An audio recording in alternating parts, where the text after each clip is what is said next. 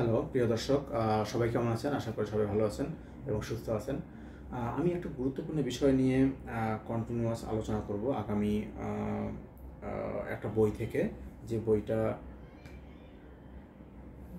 বলতে পারেন আমি বিভিন্ন তথ্য কালেক্ট করে এটা একটু হাইলাইট করেছি। এই বিষয়টা নিয়ে একটু আলোচনা করব। বইয়ের নাম হলো মেডিকেল বায়োম্যাগনেটিজম, তত্ত্ব, প্রয়োগ এবং ক্লিনিক্যাল প্র্যাকটিস। অর্থাৎ বিকল্প চিকিৎসা হিসাবে সাম্প্রতিক সময়ে যে সমস্ত প্রচুর মানুষ সারা বিশ্বব্যাপী, এমনকি America, Europe, UK, Spain, Italy, Canada, মেক্সিকোই মূলত এই বিষয়টায় আবিষ্কার হয়ে গেছে এবং বেশি প্রচলিত হয়ে গেছে 1988 সালে। তার আগে 1969 সালে এই বিষয়টা নিয়ে বিভিন্ন ডাক্তার, অ্যালোপ্যাথিক ডাক্তার এটা অ্যানালাইসিস করে শরীরের বিরূপ প্রতিক্রিয়া না করে কীভাবে মানুষকে সুস্থ রাখা যায় এই বিষয়টা নিয়ে চিন্তা ভাবনা করছিলেন। পরে ডাক্তার আইজাক গোয়েজ দুরান উনি 1988 সালে মেক্সিকোয় এটার ইমপ্লিমেন্ট ঘটান এবং উনি বলছেন যে বিভিন্ন রোগ, যেমন আমি যদি বলি কয়েকটা ওনার তথ্যমতে, উনি বলছে যে বায়োম্যাগনেটিজমের মাধ্যমে রক্তচাপ নিয়ন্ত্রণ, লিভারের বিভিন্ন রোগ, কিডনির সমস্যা, হার্টের রোগ, ক্যান্সার, ফুসফুসের রোগ, বাতসহ শরীরের বিভিন্ন ব্যথা উপশম, ডায়াবেটিস, মাইগ্রেন, ইনসমনিয়া এবং এমনকি মানসিক বিভিন্ন ধরনের যে রোগগুলো থাকে এটা নিরাময়ে গুরুত্বপূর্ণ ভূমিকা পালন করে। ওনার তথ্যমতে এই সিস্টেমে, এই ম্যাগনেটিক থেরাপির মাধ্যমে বা মেডিকেল বায়োম্যাগনেটিজমের মাধ্যমে এই রোগসমূহ, শরীরের যে অসামঞ্জস্যতা আছে এটা 90 থেকে 95% পর্যন্ত কিউর করা সম্ভব। বাকি 5 থেকে 10% রোগ মানে এটা একটু কিউর কম হয় বা হয় না, অথবা অনেক দীর্ঘ সময় লাগে। এটার রোগীর ক্রিটিক্যাল সিচুয়েশন কতটুকু গভীর বা রোগের গভীরতা কতটুকু তার উপর নির্ভর করে, সাধারণত এটা ভ্যারি করে। যাই হোক, এই বিষয়টা নিয়ে দিন দিন আগ্রহ বাড়ছে। হ্যাঁ, ইদানিং অস্ট্রেলিয়াতে প্রচুর পরিমাণে প্রশিক্ষণ দেওয়া হচ্ছে। ভারতে অলরেডি 5টা হসপিটালে এই বিষয় নিয়ে কাজ করছে, 5টা ন্যাচুরোপ্যাথিক হসপিটালে। বাংলাদেশে ওরকম প্র্যাকটিস না থাকলেও বিচ্ছিন্নভাবে বিভিন্ন লোক বিভিন্ন সময়ে এই জিনিসটা প্র্যাকটিস করে গেছেন। এখনও অনেকে ইলেকট্রিক্যাল থেরাপি দিয়ে থাকেন। ইলেকট্রিক্যাল থেরাপি যদিও কিছু কিছু ক্ষেত্রে কাজ করে, কিছু কিছু ক্ষেত্রে কাজ করে না। আমরা মোটামুটি জানি বিভিন্ন প্রতিষ্ঠান ইতিমধ্যে শুরু করছিল। 1999-2000 সালে বেশ প্রচলিত ছিল কয়েকটা চিকিৎসা পদ্ধতি, তার সবাই ইলেকট্রিক্যাল থেরাপি দিত, কিন্তু ওইভাবে কাজ করেনি। 40 থেকে 50%-এর বেশি তাদের সাকসেস রেট নাই, এই জন্য সেটা ফেল করছে হয়তো বা। যাই হোক, আমরা দেখব যে আসলে এই বায়োম্যাগনেটিজমের মানে প্রতিনিয়ত বিভিন্ন অনেক দেশে অফিসিয়ালি পারমিশন দেওয়া হয়েছে, অনেক দেশে প্র্যাকটিস লেভেলে আছে, অনেক দেশে ভলান্টিয়ারিং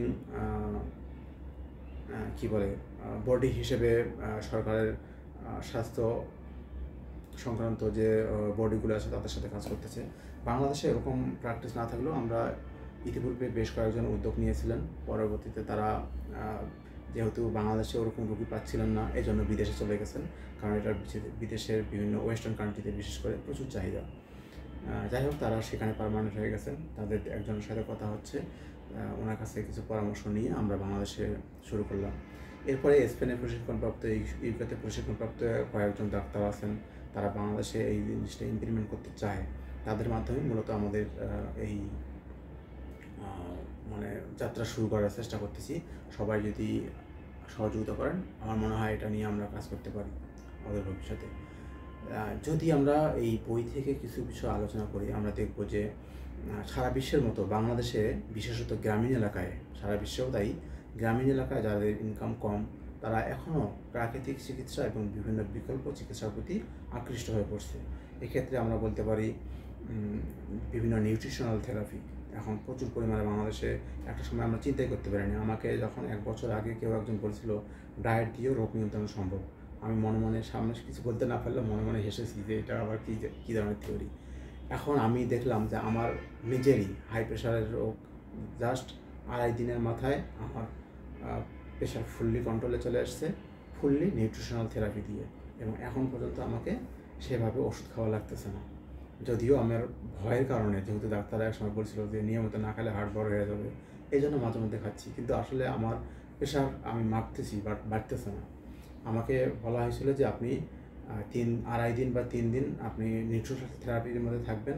নিউট্রিশনাল থেরাপি অর্থাৎ আগুনের সংস্পর্শ ছাড়া, লবণ ছাড়া যে কোনো ধরনের খাদ্য, বলতে পারেন ফলমূল, কাঁচা সবজি এরকম। তা এরপরে বলেছিলেন যে প্রতিদিন অন্তত একটা বেলা আপনি এই খাবারগুলো থেকে দূরে থাকবেন। খাবার বলতে মানে আগুনের সংস্পর্শ থেকে তৈরি কোনো খাবার এবং লবণ, সামুদ্রিক লবণ, সন্ধ্যা লবণ খাওয়া যাবে, বা বিট লবণ যেটা আমরা বলি, পিঙ্ক সল্ট, হিমালয়ান সল্ট, এটা খাওয়া যাবে। তো যাই হোক, আমার এটা যদিও ওভাবে করতে পারিনি, কিন্তু কন্ট্রোলে আসছে। যাই হোক, এরকম চিকিৎসা ব্যয় বাড়ার ফলে, মানুষের ইনকাম লেভেল ওভাবে না বাড়ার ফলে মানুষ কিন্তু বিকল্প চিকিৎসার প্রতি আগ্রহ সৃষ্টি হচ্ছে এবং মানুষ সেদিক দিয়ে ঝুঁকছে।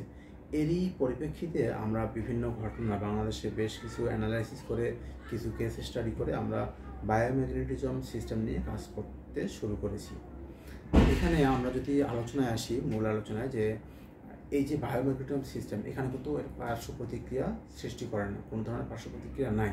তবে 3 ধরনের রোগীকে আমরা এই চিকিৎসা করাতে পারি না। যারা পেসমেকার ব্যবহার করেছেন সেই পয়েন্টে এই চিকিৎসা পদ্ধতি ব্যবহার করা নিরাপদ নয়। যারা ইনসুলিন নিচ্ছেন প্রচুর পরিমাণে, অনেক অধিক পরিমাণে, সেটাতে সম্ভব না। আবার যারা মনে করেন গর্ভবতী নারী, তাদের গর্ভবতীর যে অবস্থাটা পেটের চতুর্পাশে, এখানে ব্যবহার করা নিরাপদ নয়। এই ধরনের রোগী ছাড়া মোটামুটি বাদবাকি রোগীগুলোকে একটা পজিশনে করা যায়। এরকম বিভিন্ন কারণ আছে। এই কারণগুলোর কারণে বিকল্প চিকিৎসার প্রতি কিন্তু মানুষের আগ্রহ বাড়তেছে। এখন এই আগ্রহ থেকেই মূলত আমাদের এই উদ্যোগ। এরপরে আমরা যদি কিছু বিষয়ে আলোকপাত করি, যে আসলে এই বায়োম্যাগনেটিজম বা ম্যাগনেটিক যে চিকিৎসাটা, এটা কি ইদানিং আসছে? ওই সময়কে আবিষ্কার হয়েছে 1988 সালে, যেটা বলা হচ্ছে উনি আনুষ্ঠানিকভাবে চিকিৎসা শুরু করেছেন। কিন্তু এর আগে থেকেও কিন্তু এরকম কিছু থিওরি পৃথিবীতে এক্সিস্ট করছিল, বিভিন্ন শাস্ত্র থেকে, বিভিন্ন গ্রন্থ থেকে এরকম জানা যায়। আমরা যদি একটু দেখি যে বৈদিক যুগেও বৈদিক শাস্ত্রে, বিভিন্ন শাস্ত্রে এই বিষয়গুলো উল্লেখ ছিল। যেমন আসলে বায়োম্যাগনেটিজমের ধারণাটা সম্পূর্ণ নতুন নয়, এটি মানব ইতিহাসের প্রাচীনতম চিকিৎসা পদ্ধতিগুলোর মধ্যে একটি। তার মানে এটা প্রাচীন যতগুলো চিকিৎসা ছিল, আকুপ্রেশার, আকুপাংশার, বা হার্বাল বা আয়ুর্বেদিক, অথবা ইয়োগা, এগুলোর মতো এই চৌম্বকীয় সিস্টেমটাও একসময় ছিল, কিন্তু কালের বিবর্তনে এটা মানুষ হারিয়ে গেছে বা আগ্রহ হারিয়ে ফেলছে, বা এরকম যে ম্যাগনেটের যে প্রাপ্যতা, সেটা হয়তো বা সেরকম ছিল না। যেমন বৈদিক যুগে মানবদেহ এবং প্রকৃতির শক্তি সম্পর্কিত গভীর জ্ঞান ছিল, যেখানে উল্লেখ রয়েছে চৌম্বকীয় শক্তির বিষয়ে, বিশেষত মেরু চৌম্বকীয় ক্ষেত্র মানুষের শারীরিক এবং মানসিক স্বাস্থ্যের উপর প্রভাব ফেলে, এরকম কিছু আলোচনা আছে। যেমন আত্রেয় ব্রাহ্মণ নামক একটা ইয়েতে, এবং যোগ রত্নাকর গ্রন্থে চৌম্বকীয় ক্ষেত্র এবং তার প্রভাবের বিষয়টি প্রাচীন ঋষি মুনিদের দ্বারা উল্লেখ করা হয়েছে। এতে উত্তর দিকে মাথা রেখে ঘুমানোর বিপদ সম্পর্কে বর্ণনা করা হতো। কেন?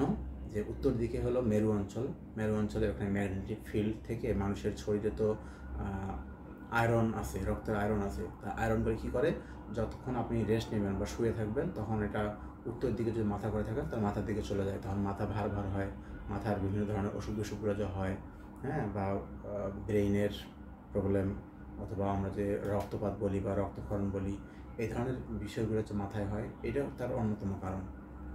যারা উত্তর দিকে ঘুমাই আমরা, তাতে এইরকম সমস্যা হয়ে থাকে। এই কথাগুলো উল্লেখ রয়েছে আত্রেয় ব্রাহ্মণ এবং যোগ রত্নাকর গ্রন্থ। এরপরে যেমন বলা হচ্ছে যে চৌম্বকীয় ক্ষেত্র মাথায় রক্ত প্রবাহের কারণে কি হয়, এটা মাথার মধ্যে মাথা ব্যথা, অনিদ্রা এবং অন্যান্য অনেক সমস্যা হতে পারে। তার মধ্যে যেমন আমরা বললাম রক্তক্ষরণও হতে পারে, সামান্য কারণে রক্তক্ষরণ হয়, এটা একটা অন্যতম কারণ। উত্তর দিকে মাথা দিয়ে ঘুমানোর যে প্রবণতাটা, এটা এই কারণে হয়ে থাকে। আচ্ছা, প্রাচীন চিকিৎসা পদ্ধতিতে চৌম্বকীয় শক্তির ব্যবহার যদি আমরা আরও দেখি, যে প্রাচীন সভ্যতাগুলোর মধ্যে যেমন মিশরীয় সভ্যতা, জৈনিক সভ্যতা এবং ভারতীয় সভ্যতায় চৌম্বকীয় শক্তির ব্যবহার চিকিৎসা পদ্ধতিতে ব্যাপকভাবে প্রচলিত ছিল। মিশরীয়রা চৌম্বকীয় পাথর ব্যবহার করে রোগ নিরাময়ের চেষ্টা করতো ওই সময়। হ্যাঁ, চীনা চিকিৎসায় চি বা জীবন শক্তি চৌম্বকীয় শক্তির উপর নির্ভরশীল ছিল বলে বিশ্বাস করা হতো, যা শরীরের মেরিডিয়ান পয়েন্টে চুম্বক প্রয়োগের মাধ্যমে ভারসাম্য রক্ষা করা হতো। তার মানে প্রাচীনকালেও এরকম কিছু প্রচলিত ছিল। আধুনিক যুগে বায়োম্যাগনেটিজমের পুনঃ আবিষ্কার কীভাবে হলো, আমরা যদি সেদিক দিয়ে একটা করি, যে আধুনিক যুগে বায়োম্যাগনেটিজম চিকিৎসা পদ্ধতি হিসেবে প্রথমে পরিচিতি লাভ করে স্যার আইজাক গোয়েজ ডুরান এর মাধ্যমে। উনি 1988 সালে বায়োম্যাগনেটিক পেয়ার থেরাপি বা বিএমপি অথবা বায়োম্যাগনেটিক পেয়ার থেরাপি মানে বিপিটি, বিএমপি অথবা বিপিটি নামে পরিচিত যে পদ্ধতিটা এরা আবিষ্কার করেন। এই পদ্ধতি চৌম্বকীয় পোলারিটি ব্যবহার করে রোগ নিরাময়ে কাজ করা হয়।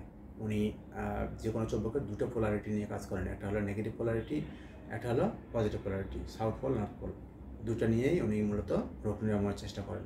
উনি আবিষ্কার করলেন যে শরীরের যে কোনো কোথাও, যেমন মাথার যদি কোনো জায়গায় রোগ হয়, সেখানে যদি নেগেটিভ পয়েন্ট ধরা হয়, ওখানকার পজিটিভ পয়েন্ট আরেক জায়গায় আছে শরীরের, সেটা কোথায় আছে, সেখানে যদি পজিটিভ পয়েন্টটা ধরা হয়, ওখানে কিছুক্ষণ রাখলে দুইটার মধ্যে পিএইচ লেভেল, আমাদের শরীরের যে অসামঞ্জস্যতা তৈরি হয় সম্পূর্ণ পিএইচ লেভেলের বৈসাদৃশ্যের কারণে, এই পিএইচ লেভেলটা শরীরে ঠিক থাকে। ঠিক থাকার ফলেই ওই রোগটা বা ওই যে সমস্যাটা এরা ন্যাচারালি দূরীভূত হয়ে যায়।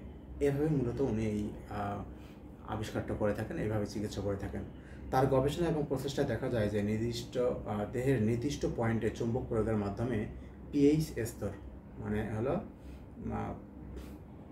পিএইচ স্তরটা পুনঃস্থাপন এবং জীবাণুর বিস্তার রোধ করা সম্ভব হয়ে পড়ে। উনি এটা প্রমাণ করে দিলেন।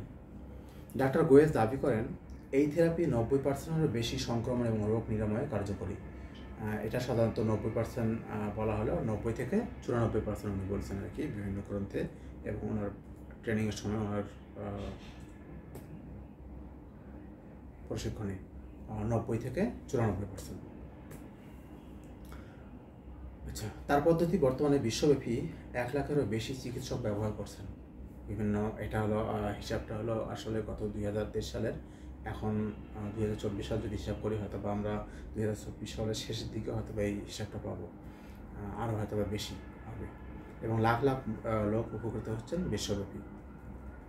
বৈজ্ঞানিক ভিত্তি এবং আধুনিক গবেষণায় কী বলে এই বিষয়ে যদি আমরা আলোকপাত করি, বিভিন্ন ইন্টারনেট থেকে ঘেঁটে যেটা দেখা যায়, বর্তমান সময়ে বায়োম্যাগনেটিজম নিয়ে অনেক বৈজ্ঞানিক গবেষণা চলছে। বিভিন্ন গবেষণায় প্রমাণিত হয়েছে যে চৌম্বকীয় শক্তি শরীরের কোষীয় স্তরে প্রভাব ফেলতে পারে, যা শরীরের ইমিউন সিস্টেম শক্তিশালী করে এবং নিরাময় প্রক্রিয়া দ্রুততর করে। একই কথা বলেছেন ডক্টর গয়েজ।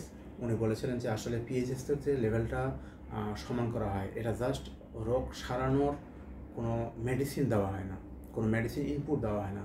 শরীরের পিএইচ লেভেলের কারণে যে বৈসাদৃশ্য বা অসামঞ্জস্য তৈরি হয়, পিএইচ লেভেলটা অ্যাডজাস্ট করার ফলে আমাদের শরীরের যে অটো ইমিউন সিস্টেমটা এটা ডেভেলপ করা হয়। মানুষের শরীরে কিন্তু এমন কিছু ইমিউন সিস্টেম দেওয়া আছে, এই ইমিউন সিস্টেমের কারণে আমাদের রোগ ব্যাধি হয় না এবং প্রাকৃতিকভাবে আমরা সুস্থ থাকি। যখনই এই ইমিউন সিস্টেম মানে রোগ প্রতিরোধ ক্ষমতাটা বিচ্ছিন্নভাবে কোনো কারণে নষ্ট হয়, বিশেষ করে যারা ম্যাগনেটিক থেরাপি নিয়ে কাজ করেন তারা এটাকে বলেন পিএইচ লেভেলটা অ্যাডজাস্টমেন্ট না হলে এই রোগগুলো হয়। আয়ুর্বেদিকে যেমন বলে বায়ুপিত্ত কফ, হোমিওপ্যাথিতে আমরা বলি